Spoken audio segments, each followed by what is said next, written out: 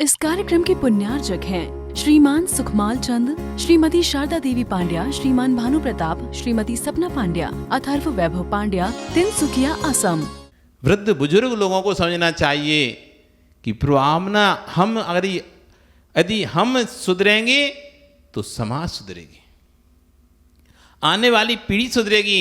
नहीं तो पीछे वाली पीढ़ी कहेगी अरे बड़े बड़े 80-80 साल के हो गए, वे तो ऐसा करते हैं तो आप हमको समझाने आए हो।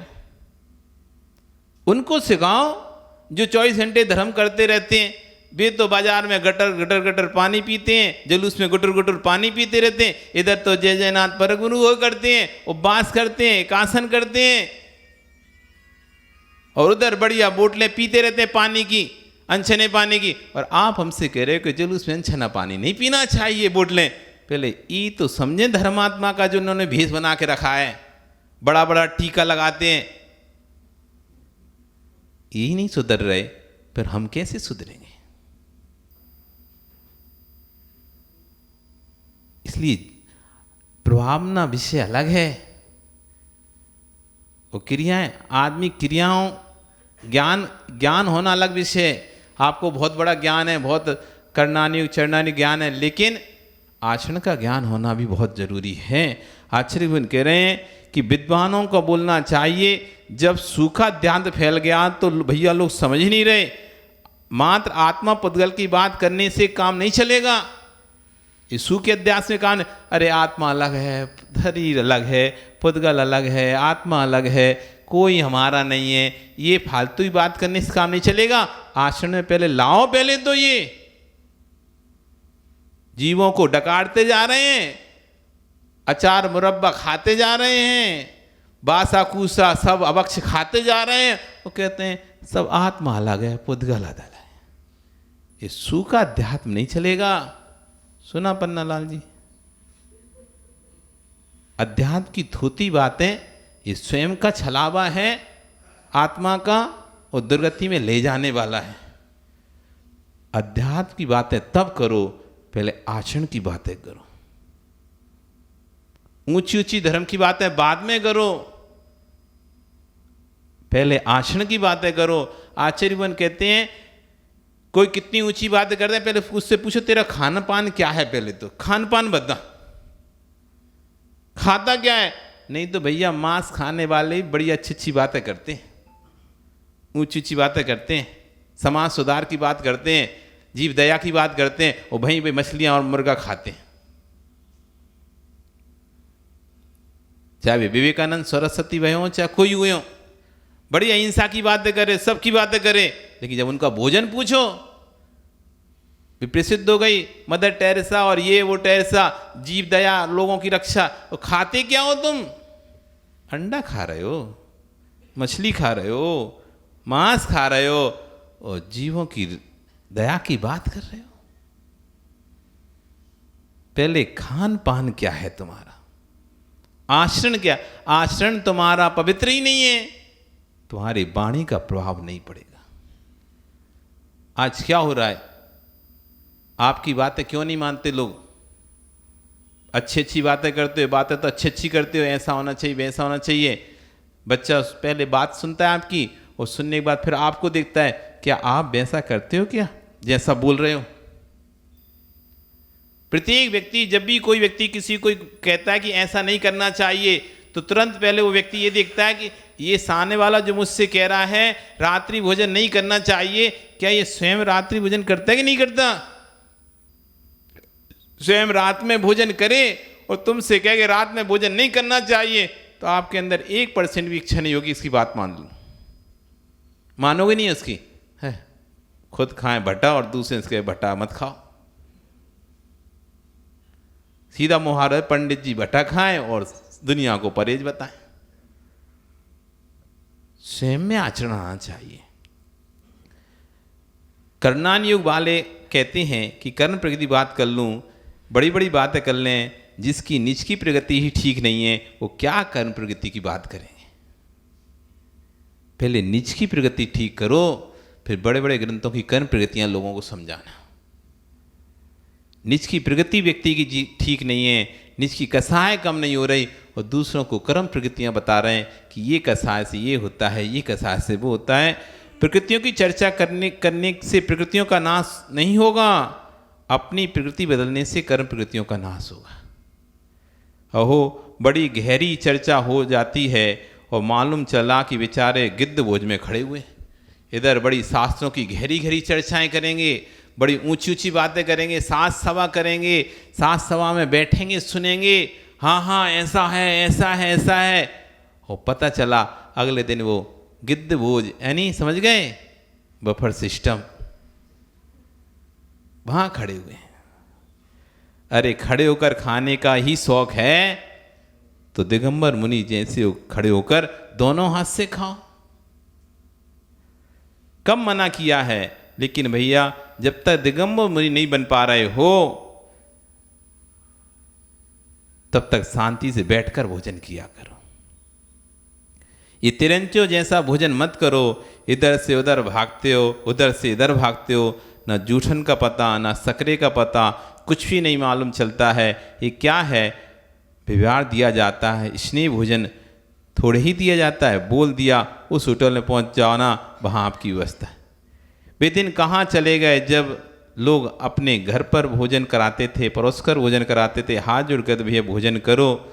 अब तो ऐसा है कि एक बैल को जैसे चारा डाल देते हैं, और गौशाला देखी ना, गौशाला में पहले तैयारी चलती, तैयारी कैसे करते हैं सुरेश जी, गायें अपनी भरी हुई हैं इकट्ठी और इधर दूसरे उसमें चारा डाल दिया, उसने तैयार करता ना चारा तैयार किया, वो उसकी जो बनी हुई उसमें चारा डाला, उसके बाद जैसे ही गेट खोला सब धन धन धन धन धन गाय घुसी और सब लौच रही खचोच रही हैं, ऐसे ही इंतजार कर रहे हैं कब वो सुरेश जी कहें कि हाँ 1 बजे अब चालू करते हैं भोजन। और जैसे ही उन्होंने कहा भोजन स्टार्ट, सब बैठी थे, फटाक से दौड़े, उठाई थालियां और अपनी ला भैया, वो रोटी खींच रहा है, वो इधर से खींच रहा है, वो उधर से खींच रहा है, सब खींचा खाची, चर के भाग। जैसे एक बैल चर गया भाग गया, दूसरा बैल आया वो चर के भाग गया, बुरा तो नहीं लग रहा, चाहे सोच रहे हैं वैसे ही आप लोगों का हिसाब है।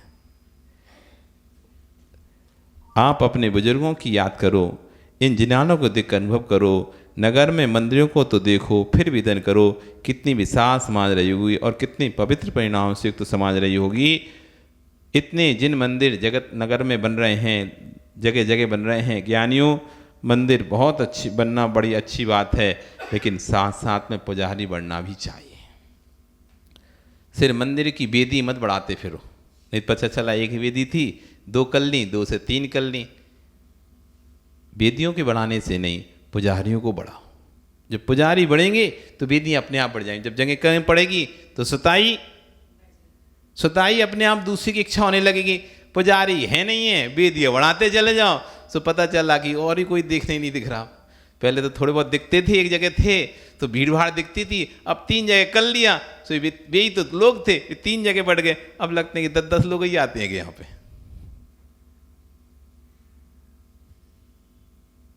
हे पिता हे माता, बंध्या मत कर बनकर मत चले जाना, बांझ स्त्री बनकर मत चले जाना। जो बांझ स्त्री होती है जीवन भर सुखानुभूति लेती है, विषयों का सुख को भोगती है, लेकिन किसी दूसरे को छोड़कर नहीं जाती। ऐसी हे ज्ञानियों, बांझ स्त्री बनकर मत जाना कि अपन ने पूजन पाठ कर ली, खत्म काम, हमने करा अपना और गए। कम से कम अपने जाते जाते अपने संतानों में एक संस्कार छोड़ के जाना कि मैं जाऊंगा, मेरे बाद मैंने तैयार कर दिया है बेटा, ये आएगा मंदिर, ये किया करेगा भगवान की भक्ति, ये करेगा अभिषेक, ये करेगा पूजन। बांझ स्त्री तो अपना भोगा चली गई, ऐसी आश्चर्य बांझ स्त्री जैसे मत चले जाना। अपनी पूजन पाठ कर लिया और आपके जाने के बाद अब कोई पूजन पाठ करने वाला नहीं है। ऐसे भोगों में संस्कार दे के जाओ कि तुम्हारे जाने के बाद वो आपके स्थान पर बैठ के पूजन कर सके। सिखाओ। आज किसी भी, हम तो इतने दिन हो गए, 1 महीना लगभग से ज़्यादा हो गया, देखते हैं 1 या 2 व्यक्ति को समझ में आता है कि इनकी पूजन करनी आती होगी। नहीं तो पता ही नहीं पूजन क्या ही करते होंगे। अर्घ तो निकलते नहीं मुंह से, अर्घ तो बोलते नहीं है। अब क्या चुपचाप करते ना, वो डिब्बी में से पता नहीं जो ही बोलते रहते हो। लेकिन जब ऊपर हमारे सामने पूजन के, भगवान तो कुछ बोलते नहीं, तुम गलत सत्य बोल दो तो कुछ बोलते नहीं जैसे। लेकिन हम तो बैठे हैं, हम तो भगवान नहीं है ना, तो बिना बोले रहे हम तो बैठे हैं, और जैसे ही कोई बोला तो हम जैसे उसे देखते हैं उसे पता चल जाता गलत बोल दिया इसने। तब हम देखते कि व्यक्ति को पूजन करना भी नहीं आता। कितने दिन हो गए, 1 महीने तक से देख रहे हैं हम, हर दिन नया व्यक्ति पूजन करता है, हर दिन नया व्यक्ति पूजन करता है। देखते हैं कि पूजन नहीं, इसलिए फिर हम तो बोल देते हैं 1-2 लोग, तुम जो जानते हो वो बैठ जाओ पूजन करने, क्योंकि हर दिन नया आ रहा है, पर किसी को पूजन करना ही नहीं आता। सब पूजन से अनभिज्ञ है, ऐसा लगता है। पुरुष वर्ग तो ऐसा लगता है जैसे बिल्कुल भी नहीं जानता हो।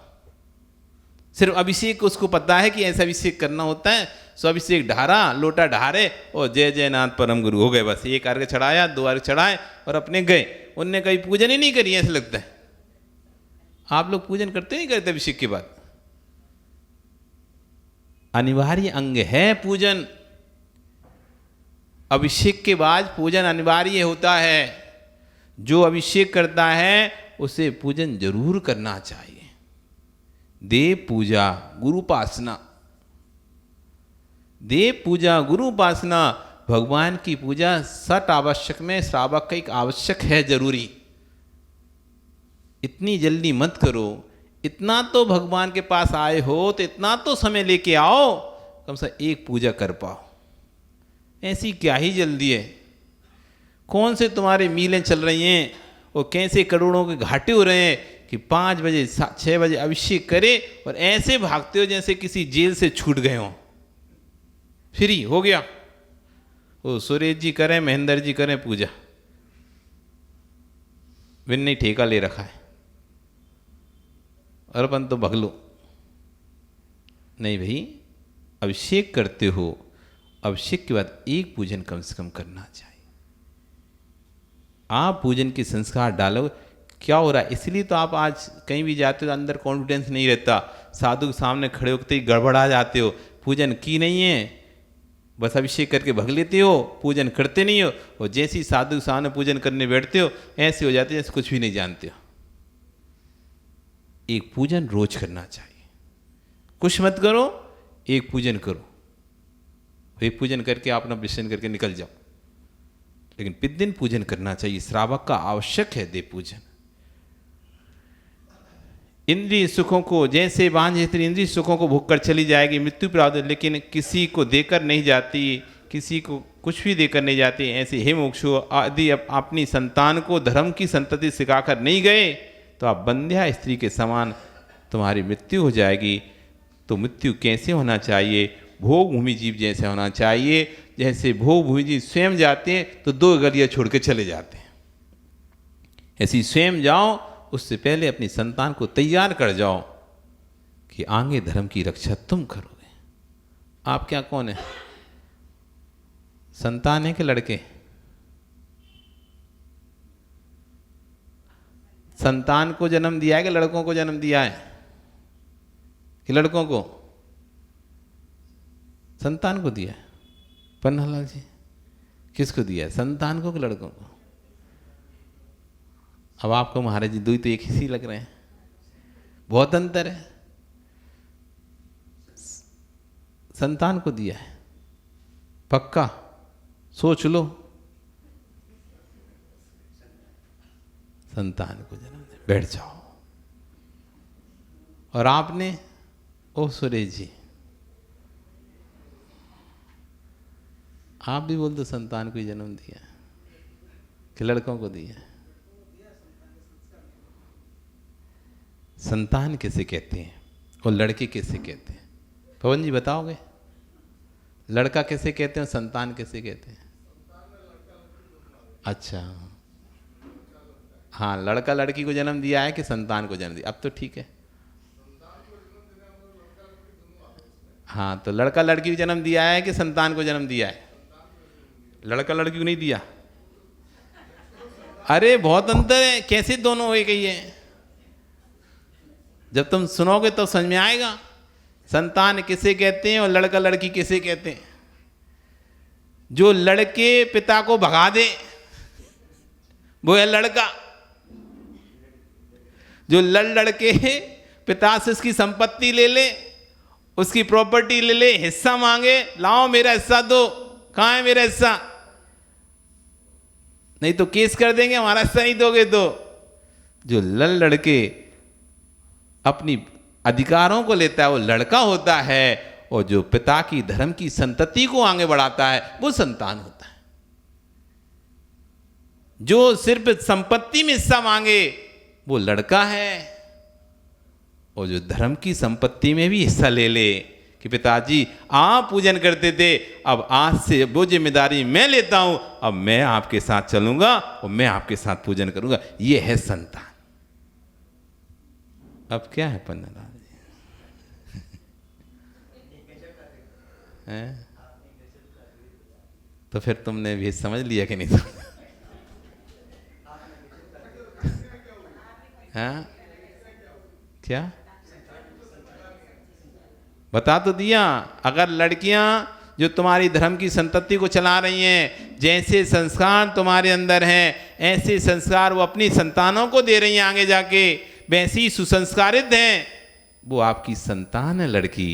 और जो लड़की आपके विरुद्ध चलकर आपकी सारी इज्जत को डुबा दे, ये लड़कर चली गई। तुम कह रहे बेटी यहाँ शादी नहीं, पिताजी मर जाऊंगी मैं तो उसी से ही करूंगी शादी, लड़ रही है, ये है लड़की।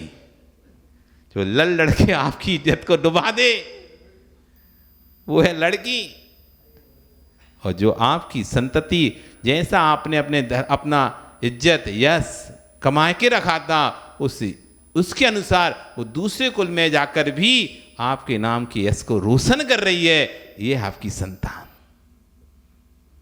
अब देख लो घर में कौन पैदा करा आपने, लड़का लड़की पैदा करे हैं कि संतान पैदा करी है? क्या किया है? हाँ अभी आप तो चुप ही रहो तो ही फायदा है, नहीं तो कुदरत बहुत कुछ दे देगी अभी। कुदरत ने इतना ही क्यों दिया और क्यों नहीं दिया? कम पड़ गए थे उसके पास। कितने दिए कुदरत ने? 4।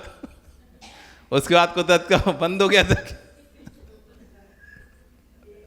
इसलिए पन्नालाल जी शांति, फंस जाओगे।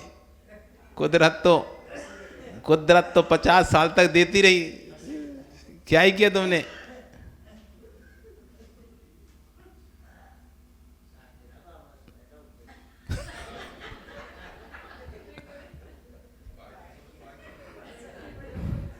समझ में आ गई बात?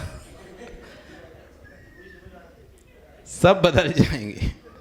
अरहंत की वेदी पर कौन बैठा दिखाई देगा? इसलिए आप सबसे पहले मेरा कहना है कि माँ बेटे कण में जन घुट्टी पिलाती है, उसके स्थान पर जिनवाणी की घुट्टी पिलाना प्रारंभ करना चाहिए।